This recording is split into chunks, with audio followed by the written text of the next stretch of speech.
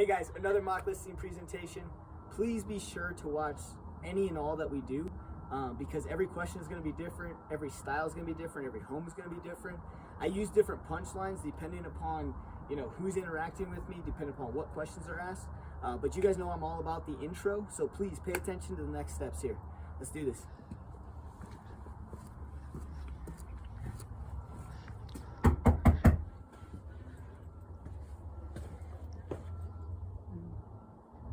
Super important. As soon as they answer the door, make sure you are courteous with your shoes. Hey, good afternoon. Hey, my name is Bruce, and we have an appointment at 3. It's 3, may I come in? Yeah, sure. Come on in. Awesome. I'm gonna take my shoes off out here. Okay, cool. Thank you. Nice. Michelle, I really appreciate you having me over today. Yeah, sure. Yeah. Come on in. Perfect. Before we get started, do you have a kitchen table or maybe a kitchen island that I can set myself down at? Sure, come on in. Awesome. But so when you come in, you need to understand that different cultures have different etiquette with shoes and different things of that nature, right?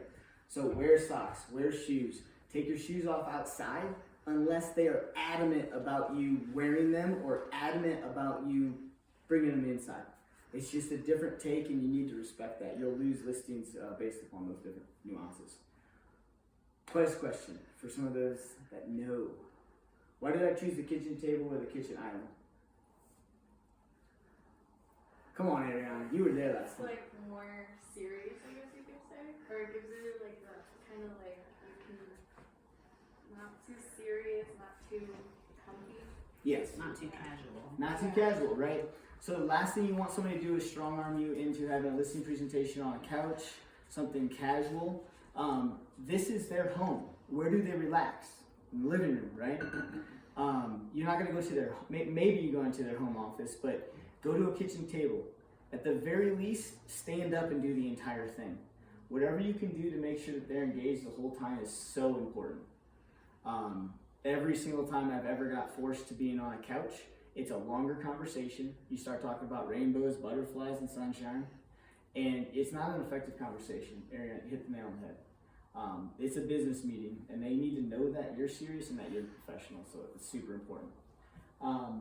So Michelle, Hi. the next thing I want to do is I want to walk around your home, and I want to kind of take a tour of it through the eyes of the buyer. Okay. You see, when we do list this home, and you decide to list with me, and I decide to list with you, we're going to have buyers in here without myself or yourself being here. So we need to make sure that the home kind of speaks for itself. So I'd like to take a look at it through a fresh set of eyes without you kind of guiding me through it. So that way I don't get distracted and I can take a look at everything. I'm going to take notes throughout it and then we'll go over it at the end. Does that sound good? Okay. Yeah, sounds good. Great. So folks, we're going to walk around the house. We are going to do the nickel tour, but I'm not going to help you with this. I want you guys to walk around the home. And I want you guys to think about some of those things we talked about. What are things that you can highlight about the home? What are some things you have questions about? And what are some things you want to make recommendations about? So again, 5 minutes and then we'll reconvene. Start to get a method. You can lose yourself into a home. So I'm a left arm method guy. So I basically will start at the front door and I will just work my way around the house with my left arm. And then I'll do it in the same, upstairs, downstairs, and then I'll know I've covered every wall and every part of the house. That's the important part. So normally people would jump right into there. I end there. If I'm gonna do the right arm method, then I'll probably start there, but I'm just gonna walk around here. And I'm gonna go through here, and this is where I'm gonna check out the half bath. I'm gonna check out this linen closet, and then go through and literally left arm all the way around. Now I know where the garage is. Now I know where the half bath is, so I don't miss anything. I don't go outside just yet. Outside kind of is just peering through windows at this point. And then once she decides to list with me and I decide to list with her, I might ask her some questions about outside, but if it's self-explanatory, I'm not going to. So literally take 5 minutes, 10 minutes. It's quick. You don't know if you're still working with this person. You don't know if this person's still working with you. Your time is important. Everything that I do has to be cut down to the minute. We waste a lot of time in real estate. We also have the opportunity to save ourselves a lot of time. And so that nickel tour is important. I hope you guys got some good notes. We're gonna go over it at the end. But more than anything, the reason for those notes is to start to cause curiosity. And what you're going to notice is I'm not going over those notes. When I sit down, I'm going to take my notebook and I'm going to close it, I'm going to put it over there, and hopefully Melissa's going to ask me if we can go over those notes. I'm pushing that off until the end. You see, what curiosity does is it causes the mind to kind of spark up. It causes the mind to go into a place of listening. When somebody's curious about something, they're more attentive, they're more listening to you. And so by not giving them that satisfaction, they're even more attentive at that place. So Melissa, hey, before we sit down and get started, I noticed that there was 2 people on public record. Is Matt happen to be here? Is the other person that's on top here? Here's the key piece, right? You have to understand and know who your audience is. The last thing you want to do is go ahead and have a full-blown 2-hour conversation and not all decision makers are here, or the wrong decision makers are here. The house that I'm doing or having involved with right now on a flip, Martha and John, I go over to the house. I'm sitting there talking to Martha and John. I validate that Martha and John are standing in front of me. Here's what I didn't validate. Martha and John are the brother and sister of the owners. The owners passed away. Had no idea before I walked over there. And so I'm sitting there talking to Martha and John this entire time. And then they finally say, well, this is our parents' house. And so it's really important that you're talking to the right people. There's estate sales, there's those types of different things. And so validate who you're talking with. You really probably don't want to go into too many things. If Matt's not here, I may come back for another consultation. I may briefly go over it with Michelle. More than anything, I'm going to pry into why they didn't feel like that was important for them to be there. Maybe there's some work nuance, different things where he's okay with her doing everything, or vice versa. You never know, but you want to ask those questions. It's very similar to a buyer wanting to go out and see a property, and they say, hey Bruce, we totally trust you. Go show us a property and do a video tour. We'll make an offer sight unseen. Well, it sounds good in theory, but are they really going to do it when the push comes to shove? So make sure the people that you're working with are here. There's a method to the madness, but you all have to know it's my madness, right? So today, and this is where some people don't understand, I do not bring my listing presentation in because I need you to create your own. Mine was created based upon things that I saw and things that I did. I want you to do the same thing. So I encourage you guys to reach out to 5 to 10 solo agents, teams, whatever you guys need, and find and interview those people. Ask them what their business does. This listing presentation you're about to hear is just something I do. And here's the reality. I stole it from someone. So steal it from me. But the other key piece is tweak it the way you want it to be. There is a flavor of Bruce in there, but the process is very similar to what I learned.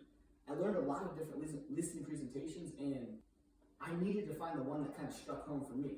So the first thing that we do is the intro. You guys know I'm all about those 3 steps. Intro, bulk, expectations. It's no different in a listing presentation. It's just a little bit more drawn out than the script is, right? So the intro is super, super, super important to me. Every time I intro, it has to be the same way. I don't care if you're a best friend, family member, or somebody I don't know. Make sure that your listing presentation, your buyer's presentations, every presentation you have is exactly the same. And if you have a best friend, if you have a family member, let them know that they're going to see a different side of you at that moment. Do not tailor it to different styles and different people in your life. Because what happens is you might miss things. The reason why presentations are so heavy and so powerful, and I appreciate some of you guys being here for the second time, it's so powerful to make it consistent so you never miss things. In some of my trainings, I talk about the situation I had with my sister. It wasn't a good situation. I didn't act like the professional, I acted like the big brother. She ended up only listening to my assistant. We ended up getting the deal done, but she was calling listing agents to go see houses when she was buying. That was my pivotal moment of every single person gets the same presentation. So this presentation today, I do have it's a biased opinion. I believe that you need to walk through the home first to see if it's something you want to list. The last thing you want to do is go sit down for an hour and a half and then walk through the home and it's absolutely ridiculous. There's holes in the wall, the foundation issues, and you just sat down for an hour and a half solidifying price, and the price isn't indicative of what the house has to offer. So the first thing I'm gonna do is walk through the house. You guys are gonna see the video, or you guys are gonna see the intro. She's gonna record it, and then we'll pause it, but we're gonna walk through the house like I would. The last time it took a little too long, 15, 20 minutes. It's literally a nickel tour, it's quick. So when we get to that point, make sure you have your notebooks ready, do whatever you need to do. But here's the things that you're gonna wanna look for when we do the nickel tour. One, highlights that you can use for presenting the house online, so the description of the house. Two, you want to take notes on things that you might make recommendations for. And then three, you want to list just maybe some things that, just to have something written down. You do not want to take a tour of the home and come back with nothing on your notebook. So either highlights of the listing, recommendations, or, honestly, things that you have questions about. This house is going to be pretty easy, pretty self-explanatory. It's brand new. But with brand new comes a different nuance called pricing. So this house is awesome because it's going to be a little different when we talk about how to price. Anybody that came prepared with any sort of comps or anything like that, you're going to notice that it's a different animal than the last house we did. And the reason for that, we won't get into all of that yet, but I've got a technique on a house like this, and we'll share it with you guys when we get to the CMA. But understand and know that this is kind of my process, and there is no right or wrong to changing it. I do the walkthrough first to validate this is a house I want to list. Then I go over a CMA to validate price, because if we're too far off, I don't want to go through the process. And then the process ends it. And I've got some punchlines and some nuances and everything like that you'll pick up on. So with my listing presentation, I go through a pre-listing questionnaire before or while I'm setting this appointment. So as I go through setting that appointment, I ask them a bunch of different questions about the house. I want to know what I'm walking into. So many times you walk into a house like this brand new, and you don't know if somebody's finishing the basement or the basement's finished. And so if you come in here with comps that say this house only has 2,500 square feet, and your comps are all 2,500 square feet, but they got a 1,000 square foot finished basement, it's going to be really hard to talk around. So if you guys want to write it down, it's up to you guys. The questions I ask on my pre-listing are who's all on title, and I ask them that even though I know, because sometimes they don't remember what they did. Sometimes you're selling houses that are 40, 50 years in the making. So you want to make sure that all decision makers are here. The next thing that I ask them is, have they done anything to the house that I wouldn't be able to find online? It's a vague question, and then I go a little bit deeper with it. Have you guys done any finishes, any additions? Have you taken down any walls or added any walls? Do you also then ask if it's permitted, if they know? So, yes, I ask them if it's permitted. If it's not, what's your response? What do you think that response is? Oh, that's okay, I just need to know. It's not really okay, but I'm not going to scare the pants off them at this point. Because in this market, it's going to sell. In a downturn market, it's going to be a point that I need to make sure my scripture's sound on. The other thing I ask is, what's important to you about the house, about the neighborhood? Do you have anything that's unique that other places don't have? So would you guys call this unique? Yeah. Right. So this is going to bring a different caliber of price versus something in town or inside of the neighborhood that backs to another property, right? I'm asking them any questions that I can think about that, right? Do they know how long they've owned it? Then I go into how much do you owe, or do you have a loan, and how much do you owe on it? I like to ask them this too. Do you guys have an idea of around about what price you want to list this house at? I want to know what kind of realistic pieces they're looking at. Sit catty corner to them. I don't sit across from them. One, because I don't want this to feel like we're against each other. Everything needs to be psychological and everything needs to be kind of cohesive, if you will. So I always choose to sit right beside them, or at least on one end of the table or not. You're going to show them things. You want to make sure that they understand you're on their side. So being on their side of the table or on the other side is super, super, super, super important. Right? before we get started, does anybody have any questions thus far? Is it okay to take pictures, make a video of the rooms as you go around, as long as you ask them first? I think it would be okay, but I would ask. You always ask, yeah. What else about this house did anybody notice in public records? Or, I should say, the MLS? Cool. Did anybody bring a tape measure? If you have an iPhone, you have it on your iPhone. Thank you. If you have an iPhone, and I don't know about an Android, but if you have an iPhone, there's a measure app. And that measure app's a pretty cool tool, and it does get pretty close. But the key is if you notice that you can't find room dimensions on the public records or on the old MLS, make sure you bring a measuring tool. This isn't what we got into in Darby's presentation, but when we get to the end of this, I really want to make sure we finish this presentation so that way you guys can see the full end of what I do. Once she decides to list with me and I decide to list with her, that's when I'll go around and I want her to take me around and I want her to show me all the nuances. We go over all the things in my notebook, and better yet, I start to add some more notes. I want to know how big this kitchen is, the rooms. Go on the MLS, and here's your template. It's easy. Go on the MLS, search for a listing, and you'll see all the room dimensions that you can label.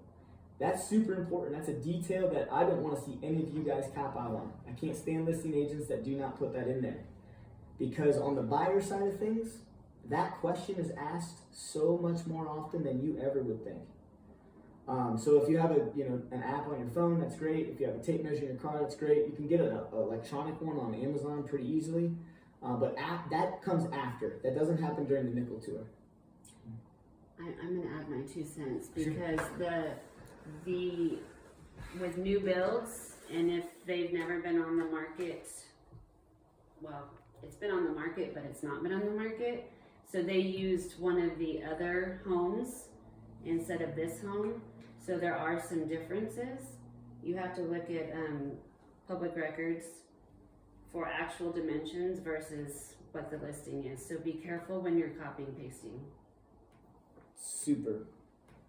Yep. If you did pull up the MLS, the house is quite a bit different. Yep. So that's what I was asking you guys. If you pulled up the MLS on this house, I went into Larimer County to get my information from this. And even then, I don't know if it's going to be completely accurate. So, like we talked about in the last video, public records is not always reliable. And to be honest with you, it's just consider it not reliable. So there's some new faces here. You cannot relay what you find in public records to your clients. You can only send public records to your clients. The moment you state something in public records to your client that can be completely factual because of what you see, but can be completely wrong because public records is not deemed correct, you're now liable. There's an agent in our office who got popped for it a few years ago. Her client sued her. And all she did was state what was in public records. So let's have a little conversation about that. Our license law is for the home as well as the contracts. That's about all we can do. Public records there's a professional sector. Send them to the assessor's records. Title, send them to title. Tax advisors, send them to tax advisors.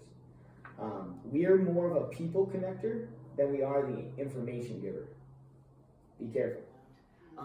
I've got some notes here, but I definitely want to save this till the end. I want to make sure that we go over this should you decide to list with me and I decide to list with you.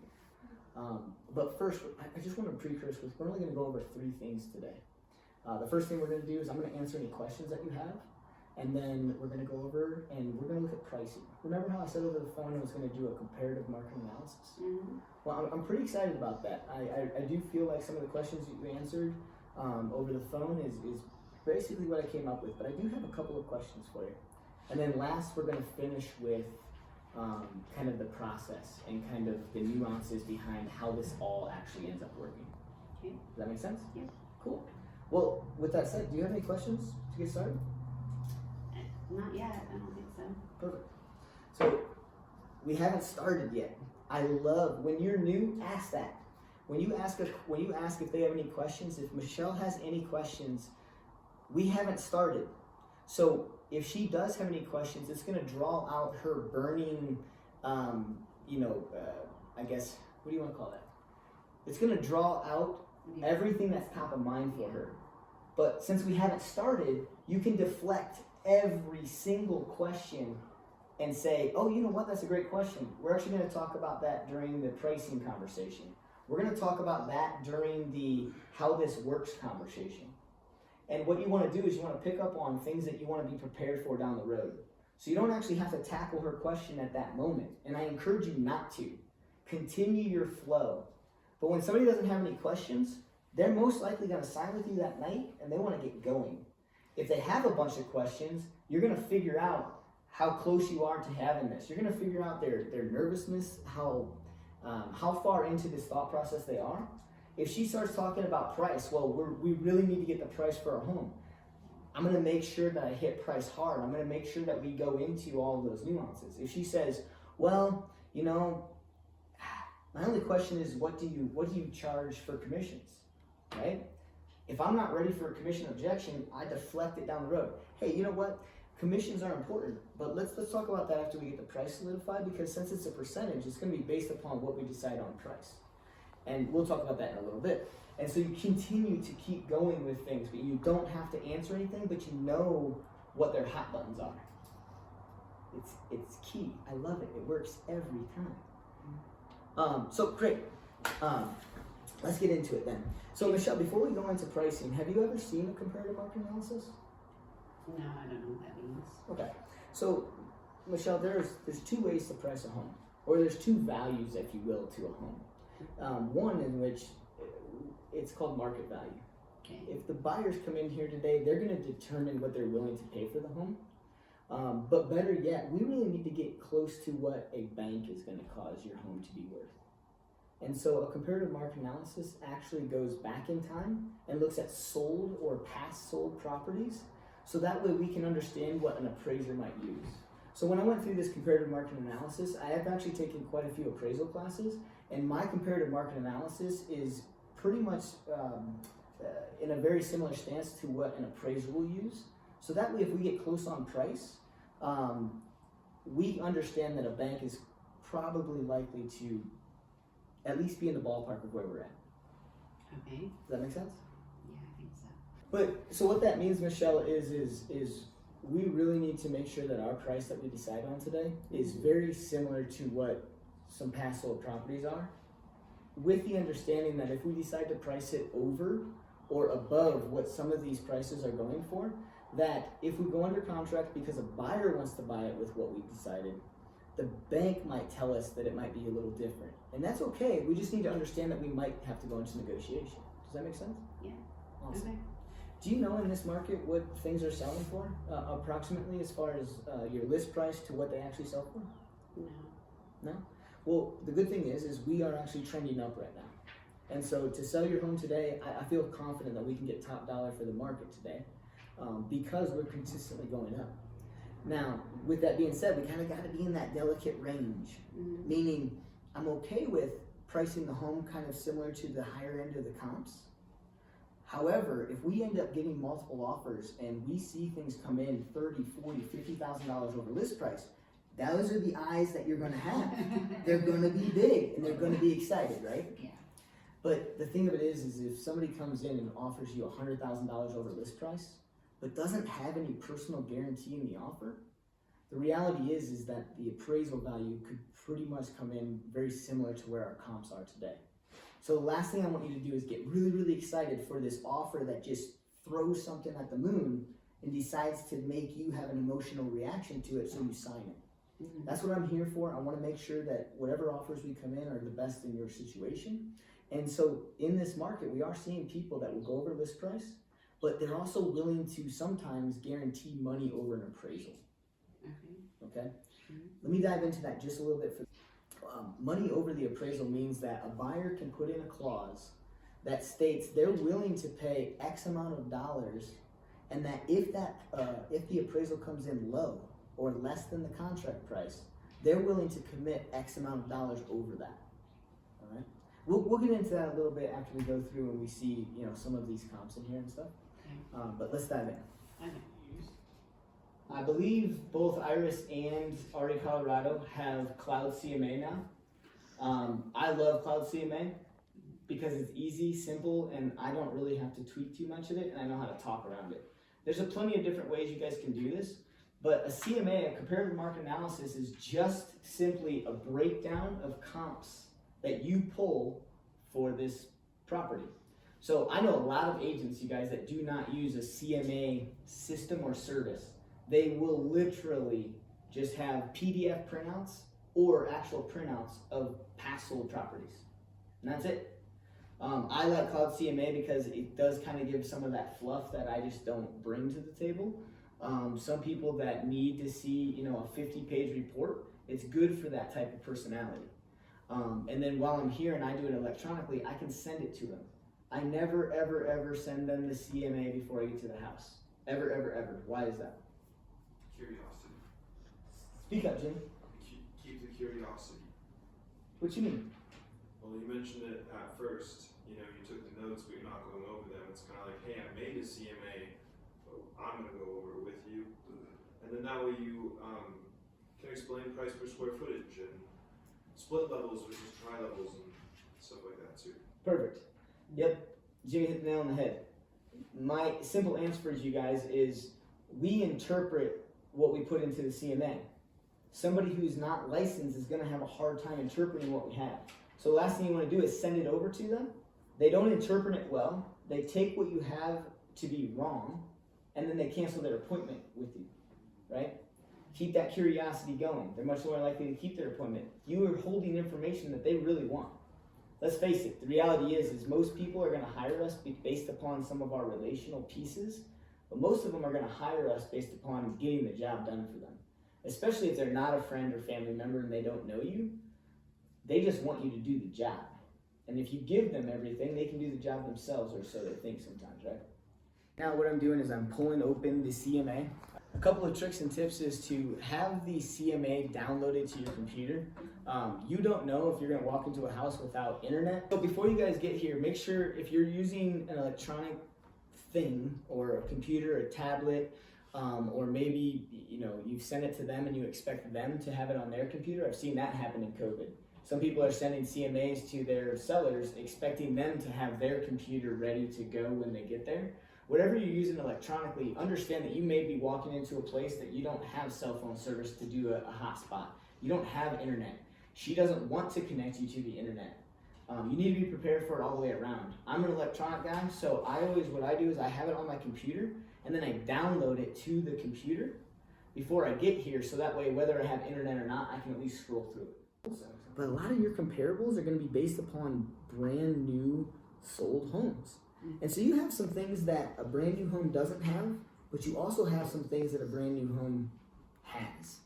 Okay? And what I mean by that is, I walked around and I saw blinds. Did you add blinds to this, or did you have the builder add those? No, we added them. Right. So everything that you've put into this home, it's a feature. It's things that somebody else wouldn't have to come in here and do.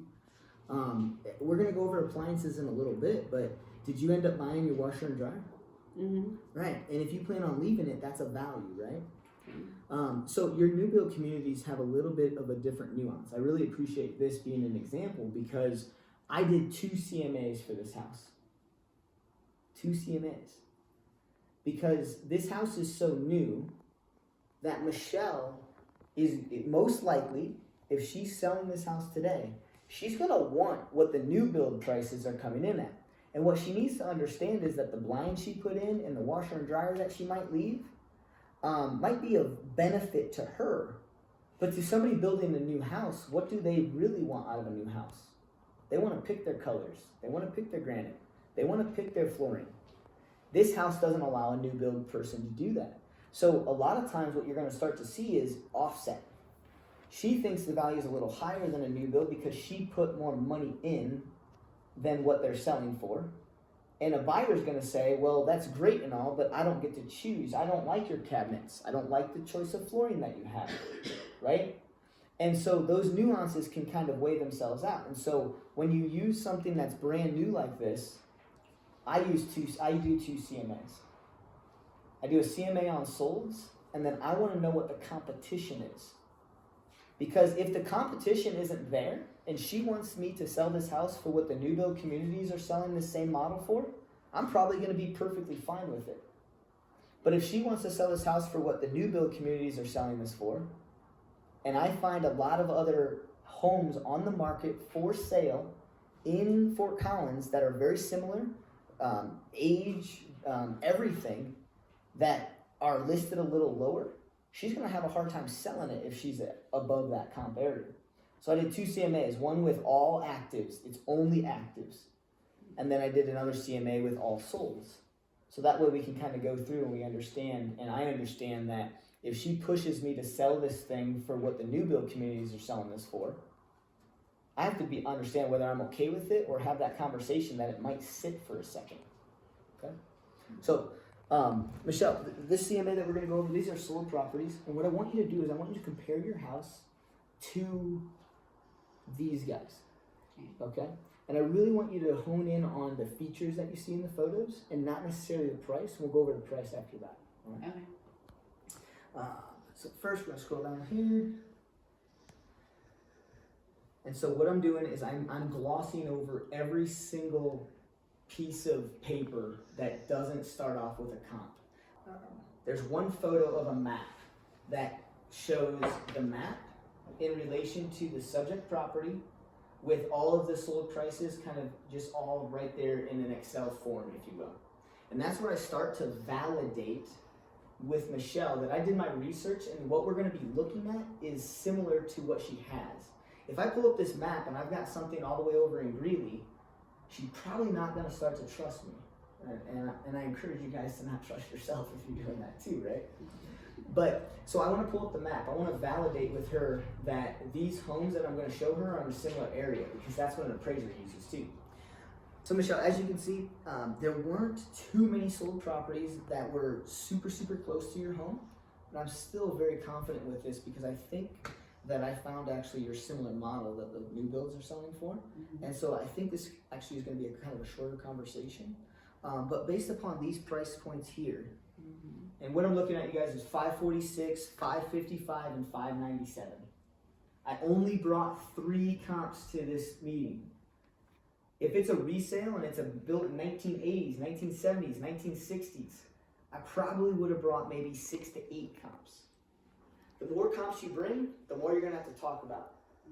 If I can find comps that really solidify where I think where this house will sell, that's all I'm going to bring. There's no reason to talk about all of these different comps that, well, Michelle, this one has 1,000 square foot more than you. So in this house, we're going to really look into price per square foot, right? If I can get close enough, I don't need to create variances. The market's creating that for us. So I have 3 comps, and 2 of them are legitimately her model. So Michelle, as we go through, we only have 3 to go over, but I feel very confident this is going to get us to a good price. Based upon those 3 numbers that you see, how does that make you feel? Good. Mm-hmm. Fantastic. I like smiles. I like good. Mm-hmm. Now what you're going to notice here is we do have one. The highest one in here is pending actually at 597. The other 2 have sold for right around that 550 mark. Mm-hmm. All right, so let's go through these one by one. So Michelle, this first one here, I believe this is the exact same model. You have the Max model, mm-hmm. correct? Yeah, this one here is the Max model, mm-hmm. and it sold just in February for 546. Mm-hmm. All right.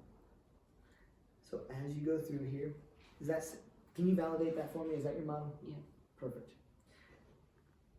In comparison to those features and what you have here, do you feel like your home is decently similar? Mm-hmm. Great, great. If we sold your house today for 546, would you be opposed? No. Okay. Let's keep going.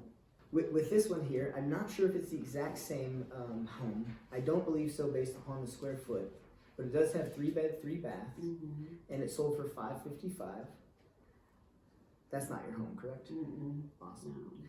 So this is a ranch style home. Yeah. And there are differences in ranch style, 2-story, bi-level, tri-level. What do you guys think the appraisers use for those different styles? What else? Yep. What else? Features. Yeah, somewhat. I mean, if it's similar features. This one's difficult. This one I could not fathom. Okay, and we actually have two cities, and I don't know Fort Collins well enough, but we have two cities that are the polar opposites. And here's what I mean by that. Drive around Longmont and tell me how many ranch homes you see in comparison to 2 stories. It's not very many ranch homes in Longmont. The builders now are just starting to build more ranch homes. But all of the old homes are bi-levels, tri-levels, 2 stories. Very few areas have those old brick ranches. Now you go drive around Loveland, it's majority ranch. The new builds in Loveland are starting to put more 2 stories and bi-levels and tri-levels in. So sometimes you really need to hone in and understand what you're looking at. It's not that big of a thing, but if you ever have a buyer looking for a ranch home in Longmont, it can be difficult. You have them look in Loveland, it's a ton easier. So what I'm getting at, you guys, is the supply and demand factor. If your comps come out where you're trying to comp out a 2-story and all you get are ranch homes, what is that worth? I don't really know. I don't know how to answer that, but I'd have to dive into it more and try and figure out what's going on and why. Is there going to be a desirability around this home? Same thing with walkout basements. They're rare, which means what? More valuable. Yes. Supply and demand. Supply and demand.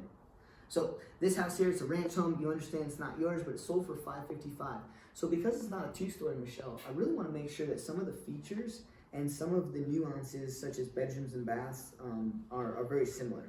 So what I'm seeing here is an open floor plan. It's a new build. Actually, I think it has espresso cabinets just like you have. So I feel very confident that what we're using here is actually pretty indicative because of the square foot, bedrooms and baths, even though it's not the same style. Okay?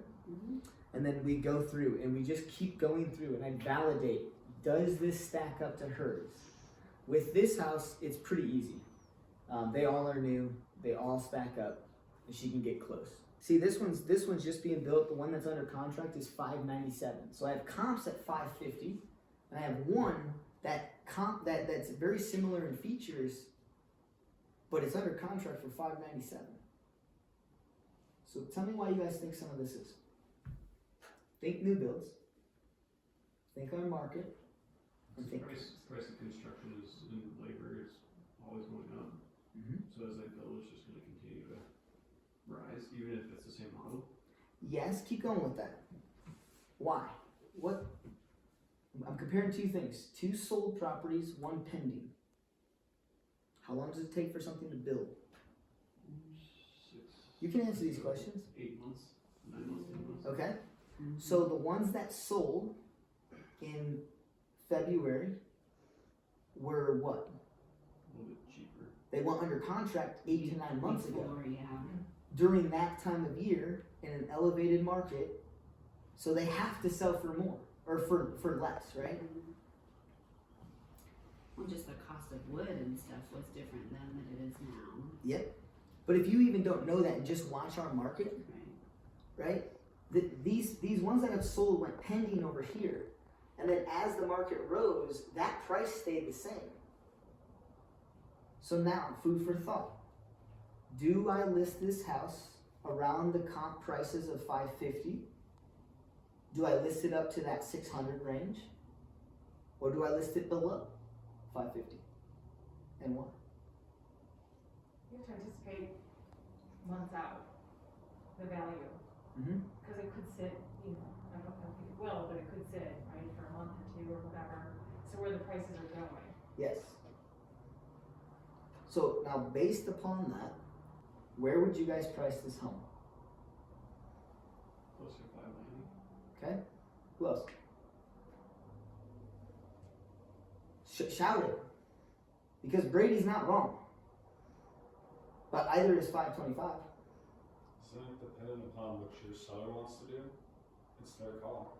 Perfect. But let's say Michelle's like, I don't know. Just get sold. I have no clue. I have no clue. I'm serious. You walk into I that. really don't have As no much as clue. I will not give somebody the price. But how do you talk around that? Where would you guys price it? Where would you educate them to maybe think about?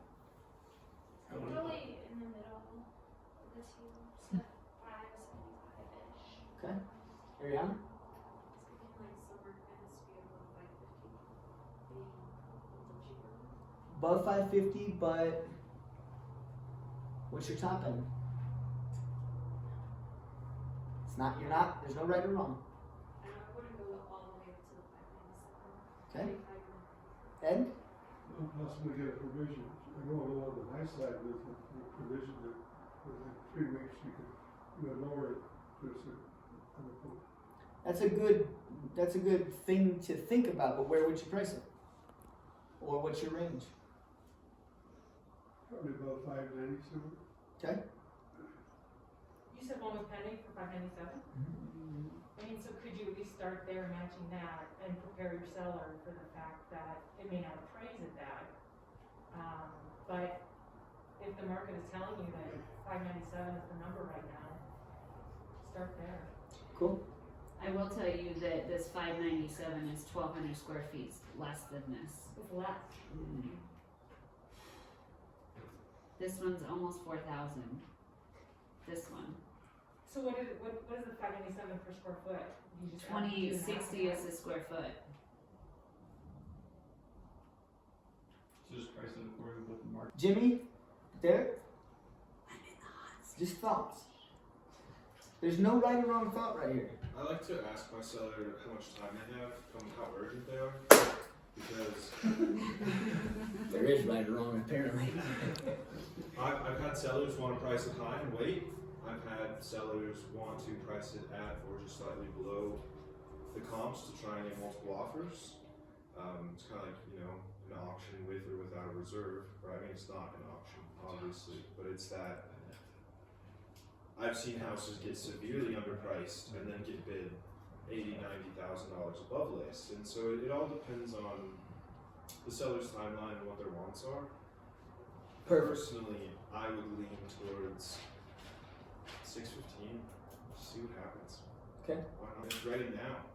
My clients wouldn't have to wait 8 months, There's another key piece, right? That's the difference too. So in my world, don't second guess yourself. Let the comps give you the range. That's what Ariana was getting at. That's my range. My range is 550 to about 610. So now, watch the dialogue back and forth with how we figure out where this price is. Cool? So Michelle, based upon what we've seen here, it sounds like you'd be comfortable if it sold anywhere between 550 and the 600 range. Is that correct? Yeah, I think so. But what about the 2 extra bedrooms in the basement? I was going to ask you about that. Yeah, so when I looked on public records, I showed 3 bed, 3 bath. Are those bedrooms in the basement permitted? Yes, they are. Yeah. And when did you guys turn that into the county? December. In December? Mm-hmm. Yeah. And did you realize that it hasn't hit public records just yet? Mm-mm. No? No. Gotcha. Well, that's something that we might be able to follow up with the county assessors on, because the last thing I want to do is list this home with a 5-bedroom and we have a buyer come in and then throw a fit that they don't feel like it's permitted, if that makes sense. Okay, yeah, I have all the paperwork, so. That'd be great. Yep. So speaking of paperwork, there's a bunch of questions I'm gonna have to ask you about due diligence and everything like that. You may or may not still be under warranty. I'm gonna get all that documentation. Mm-hmm. But going back to price, with those extra bedrooms, you're confident that they're permitted. Mm-hmm. Let me ask you this: price is all about what the market will bring. Where'd you say you were going? Arizona. Arizona. And when do you need to be there by? No timeline. No If I timeline. was there, yeah. Great. So what I hear you saying is if we list this home for maybe top comparable market value, you're willing to let that home sit on the market for a few if it doesn't get an offer right away? You have the time for it. Yeah. Great. And then if push ever comes to shove and you need to get to Arizona, would you be willing to do a price reduction in order for you to get there, or would you still allow the house to sit? Probably do a price reduction if I get in, so yeah. Okay, great. So based upon everything that we saw here, where would you like to list your home? I like Jimmy's idea of 615. What if Jimmy's not here? I was thinking, I don't know, probably 575, 585. 575, 585? Mm, You still seem hesitant with that. I want to make sure that we list it where you want to list it. I don't want to strong arm you into anything. let's meet in the middle, 580. 580. Mm-hmm. Perfect. Guys, I'm taking the listing all day. Right? Because Should I have said 615? If I said 615, what would you say? let's list it all day. Okay. But do you guys see how that flows and that goes? Right? My range is going to be right when I come in here, 550 to 600,000. So if she's within that range, I'm going to be perfectly fine with it. If she said 650, that's where I'm going to probably push her a little bit to list for a little higher to see if she's got What time. do you mean less? What? You said 650 to push for half. Oh, sorry, 550. 550. Okay. If she says 550, I'm gonna probably ask if she has time to wait. I'm gonna ask her if she'd entertain listing it at 575, and if it doesn't sell, to do a price reduction. And I'm gonna give her the ins and outs behind that, what that would look like in the public's eye, right? Because she's blatantly telling me, and I do want to get her the most bang for her buck, but I also gotta do my job and get the thing sold, right? So I have two jobs. I gotta get it sold, but I want to get her the most amount of money. But if she's right in the middle of there, I'm probably not gonna push her to that 590, push her to that 595. Why is that? Because it's her, she said the 580. Yeah. If I push her and I go up to that 600,000 range and she does and signs that contract because of me, who's to blame if it doesn't sell? Me. But going into this, knowing that my lower comp range is the 550, I might push a little bit. Do you guys see how that works? So question, Sure. you came in expecting a 3-bedroom, Mhm. but you come in to a 5-bedroom. Mhm. So how do you deal with that when all of your comps are here? Mm-hmm. If Michelle pushes me a bunch, I'll probably say, you know what? I apologize. We're going to talk about this over the phone. When I asked if there was anything that you guys have done to the house that I might not see online, I wasn't sure about those 4th and 5th bedrooms. Can we jump online? Can we jump on the computer real quick and can we run the comp search? Can we do it really quickly? Now, I already did it. I forgot she had 5 bedrooms, but when I do a comparative market analysis, I go big. I go all over the place. I want to know everything that I could ever walk into. So what I did was I comped this home out with a finished basement. But I didn't put it in the comps and I didn't do a comparative market analysis with it. But I know where that would sit. Where do you guys think that would sit if that was a full finished basement? How many square feet is it? 4. The basement. Lower level's 1083, 63. This level's 1083 or 1063 or the basement? Basement square footage, 1063. It's pretty much right now. And is it all finished? Let's say it was. Yeah, let's say it was. Okay. You gotta give her $40 a square foot Why do you gotta? because that's the right thing to do. That's the value added thing to do. Ariana, did you know that basements are selling for $40 a square foot? No, how'd you know that, Rich? I've been doing this a long time. Educate. No, Well, it's just that, you gotta put your eyeballs on the basement. If the basement's done with 5 1/4 inch baseboards and you got casing all around the windows, it's a nice finish, and you're gonna go up a little bit. If it's got the friggin' drop ceiling with stupid ass boards in the ceiling, those styrofoam boards, you give them nothing. I mean, you don't even, so. Not even a So quarter. what I'm asking Rich about this question for is you guys, we connect with our vendors. Take construction workers out. Understand what's going on in the world. Michelle mentioned it 3 and 4 times about construction material being at an elevated price right now. We got to walk into presentations with no expectations, right? So I comped this whole house out at about $650 with a finished basement. Without those bedrooms in there, you're at probably $575, $580. With those 2 bedrooms in there, I can't tell you that it's going to completely be at $625 or $615. That's going to be that's going to be more of a buyer indicator, right? So I know I'm not gonna take this thing for more than $650. Because I wanna know the full square foot of the home, I wanna know where it's at, and I wanna know what my walk away point is. Now in this market, do I walk away at $650? Probably not. I'd probably take it at $700 all day just because I want my sign in the yard and I can get some leads off of it. But you guys gotta understand what your walk away point is. So the other thing that you gotta do is you gotta understand if you came into this house thinking, okay, she just bought it a couple years ago, everything's gonna be nice. Well, you don't know how many kids Michelle has. You don't know if she has 20 ferrets running around this place. Anybody ever go to my listing on Heatherwood? Yeah, did you bring your nose clip? That thing stunk. Right? So you don't know what it is. So my baseline on this house was about 500. So go through and do all of that. I'm not going to show her all of that, but understand where your walkaway point is. Understand where you're pretty much your guaranteed shoe in, 500,000, even if there's 20 ferrets walking around.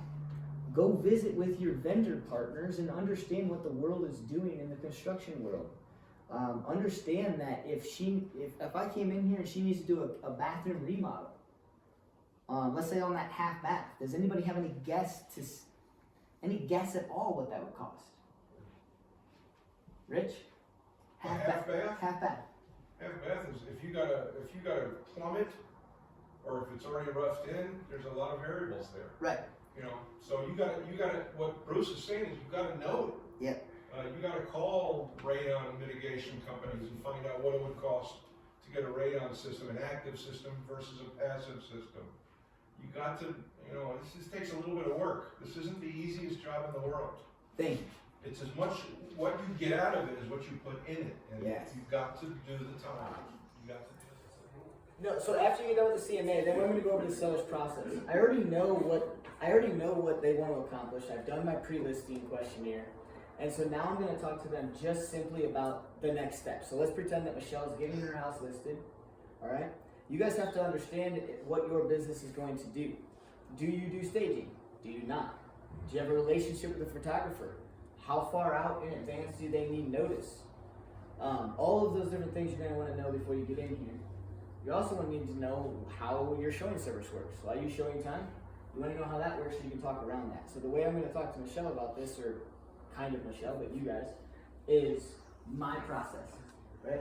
So the first thing that I do is I tell them, look, I'm going to need about a week lead time from the day you tell me you're ready to get this thing on the market for me to do all of my things. And what I mean by that is the moment you tell me your house is ready for sale, I need it to be photo ready. So I'm going to come back over to the house to verify and to maybe tweak a few things or just go over it and validate it.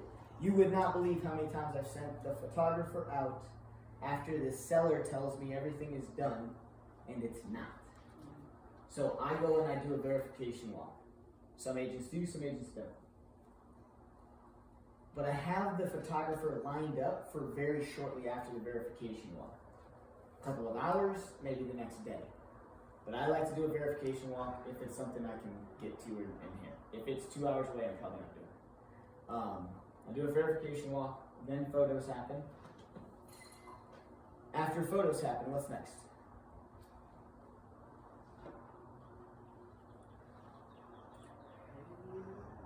Okay, how long does that take? It depends if it's been on the market before, if it hasn't been on the market before. If it's been on the market before, you can pull, cut and paste. If it hasn't, it took me 5 hours to put my listing on. Perfect, so less than 24-hour period regardless. Right. Cool. So as soon as photos are back, you gotta make sure you understand who your photographer is, when they can get that back to you. As you're interviewing photographers, have them give you a guarantee. 24 hours, 48 hours, 72 hours. I don't use anybody over 48 hours. Once they do the photos, I want those things back because my sellers are ready. They're antsy. And we usually have a timeline or a game plan. So we get the photos back. Less than 24 hours, we can have it on the market. What are some strategies you guys see out there for listing the home? As far as what day? When do you do an open house? What times? Good question. Wednesday, Thursday, Friday. Why? It's just, not necessarily why, it's just something that I've seen a lot is agents will put a house on the sale maybe Thursday, Showings start Friday afternoon, open house Saturday, offers reviewed on Monday. Just try and put it in a little 6-day. With as quickly as the market is going right now, if you have it closer to the weekend where you can get an open house, you get more people through before they have to make a decision. Bingo. I've always held any showings until an open house. Yeah, perfect. And you get warm bodies. You know, you get live people that they stepped in that open house for a reason. Yeah. And they're in the market for it, so you gotta do your best if you wanna work with these buyers. Mm-hmm. You gotta hook them and make sure you follow up and communicate, and thanks for coming by, send them a little handwritten letter or a handwritten note. Been verified, remember they just put their name and phone number on the register. You can take that phone number and been verified. Take that phone number and been verified, and you can look up the back, find out their name, their neighbor's name, their neighbor's name. I mean, it goes on for 60 pages each time you pull if you pull a phone number. So you send a little handwritten note, you know, all they put was their first name and their phone number. Chances are the phone number was wrong, and the first name was probably the only thing right they put on the. Well, okay, let me go back. Why do we have a sign in the front yard? Who's that benefit? Right. Doesn't benefit the seller, but the seller knows that that's just protocol. It's protocol because we need to advertise, we need to market, we're in the sales business. So like Sherry said, more activity happens Thursday, Friday, Saturday, Sunday. Just because of human nature. Most people that work Monday through Friday, they don't like Mondays. Probably not setting up showings because they just don't want to. The other thing in our market is most houses are either being negotiated on Mondays or whatnot. Wednesday, Thursday, Friday is when they start to really see open house advertisements, start to get that feel again, start to go out there. I like to put my sign in the yard on Wednesday. If anybody's ever taken my open house class, what else do I do on Wednesday? I don't door knock on Wednesday. I like to put a sign in the yard with this for sale sign in the yard that says when the open house will be. Saturday between this time and that time. Sunday between this time and that time. Because as people drive by, we got to think about all of the psychological pieces to people. There are some people that drive by a sign and will call the sign to find out more information. There are some people that will go and see the sign, pull up their phone, and find information online. And then there are some people that will just, if you give them the information, they'll take it at face value, won't do any research, and they'll show up at the open house on Saturday. So I like to put for sale sign in the yard plus an open house sign in the yard. And then on Thursday, or maybe Wednesday afternoon or whatever, I like to call. Then on Friday, I like to door knock. And then on Saturday, I like to have that action and that attraction from the open house. So I like to do it on Wednesday. I find I get more leads, more people, more engagement, more sign calls. Why else Wednesday or Thursday for a for sale sign? It takes a little bit to populate to thousands of websites worldwide. So if I get it on the market on Wednesday, and it does take a 24-hour period, it's getting a little faster now, but by Thursday, it's hit the world. Which means by Thursday into Friday, people can claim their weekend. They can have enough time to call their agent to set up a showing. I personally don't wait until the open house to have all the showings. Just because I got busy. I used to do that all the time. No showings until the open house on Saturday. I don't do it anymore because I just don't have the time for it. But I do not open up showings until, in certain situations, I'm dealing with one right now. But in most situations, I want showings to start maybe Friday at noon. But I do want a little bit of buffer between when it's listed to grow that piece, that excitement around it, right?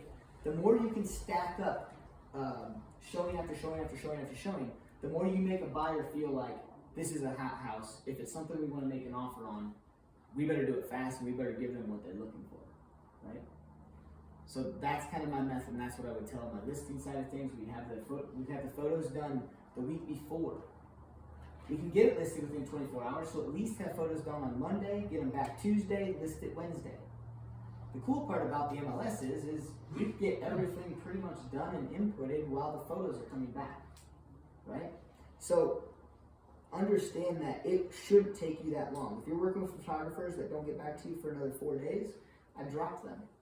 Or figure out why, right? I do like to support local businesses, and people have personal things that come up. People have some things that happen, right? If I'm working with a photographer who's constantly getting me photos back in 24 hours, and then the one time they say, hey, look, I'm slammed, is there any way we can wait on this? If I can wait, I'm gonna wait, and I'm not gonna drop them, but watch the consistency. You're working with professionals, but who's got the bad rep if things go wrong? You do. I always tell people, what do I tell people? Do you remember? In my consultations, I will tell people, look, think about a totem pole. You're at the top of the totem pole. Who's next? Me. And then everybody else below us. They need to be strong enough to support us. If they're not strong enough to support us, who's that look bad on, Mr. and Mrs. Seller? Me. So if my vendors do not respect your home, I need you to let me know. If they're not here on time, I need you to let me know. I'll let you know if something's going awry, but I'm going to communicate that with you because I don't want to work with those types of people and I don't want you to get frustrated at me. So I'll literally have that conversation with people at a consultation so that way if something goes awry, it's not the immediate blame on me. And you guys know me, I'll take the blame pretty much every time. But if I precurse with it and there's an expectation set, it makes it a little easier, right? The only other thing that we left out is, hey, Mr. and Mrs. Seller, as showings start to happen, they're going to set it up through a showing service called Showing Time. And I can set you up with that showing service. We talk about the lead time of how much time they want to have before somebody comes in. So if somebody's living in their home, most likely they want about an hour to 2 hours of notice so that way they can clean up the dishes real fast and get out of here. Some people with a lot of kids need 4 hours. Tenants need 24 hours. You want to have that conversation with the seller. If it's vacant, you want to make sure that they're okay with a go-in show. A go-in show is an instantaneous approval. Some places that are vacant, they don't want a go-in show because they don't want the public to know that it's vacant. So they might even give an hour lead time, or they might just have a courtesy call, which means you pretty much get approval unless the sellers say otherwise. But you want to talk about that. You want to know what showing time is. So if you're using showing time, take a class, take a seminar on it. If you're using Cloud CMA, take a class on it, right? That's why I have all those videos in there. And that's why all of these other companies have their training videos as well. That's why you guys are here today. So we go through that process. We talk about, showings and how that works and what's going to happen. And then we decide to list with each other. We go through possibly the contracts. And the way that I wrap up my presentation is I get my notebook back out. And I say, okay, great. You know what? I wrote down a bunch of things that I want to go over with you. So now it's time for you to take me on a tour. Are we in agreements that we're working together? If we're not, I'm going to attack all the objections before I go walk around the house for 25, 30 minutes. When we get the agreement signed, and then I'm going to go walk around the house and have fun with them, probably grab a scotch, have fun, go on the patio, I don't care. After they sign, let's do this. What did I say last presentation? Never, ever, ever stack something on top of your listing presentation or your buyer presentation. The last thing you want to do is get that agreement signed and be like, look at the time. I got to go, right? Have that time. People just made a big decision listing with you. Respect that. Some people want you to just get the hell out. Other people will want, I've had plenty of beers with people. Other people will go and they'll be like, we've done this and that, look at this artwork, yada, yada, yada. So I go get my notebook. And then I walk around the home and I want Michelle to tell me all the great things about her home. I'm going to look through my notebook and I'm going to ask her all those questions that I had around the home. Guess what else I'm going to do? I'm going to talk about, especially when I walk into a bathroom, hey, I can't see anything, but if you have any medication or maybe some ancient artifacts or some guns, ammunition, weapons, anything of value at all, you need to understand things happen. And things happen, unfortunately, to good people. And so I need you to hide those things. I need you to lock them up in a storage container. I need you to hide them in the garage. I need you to make it look like you have nothing of these valuables. Because the reality is you're exposing the home to the public.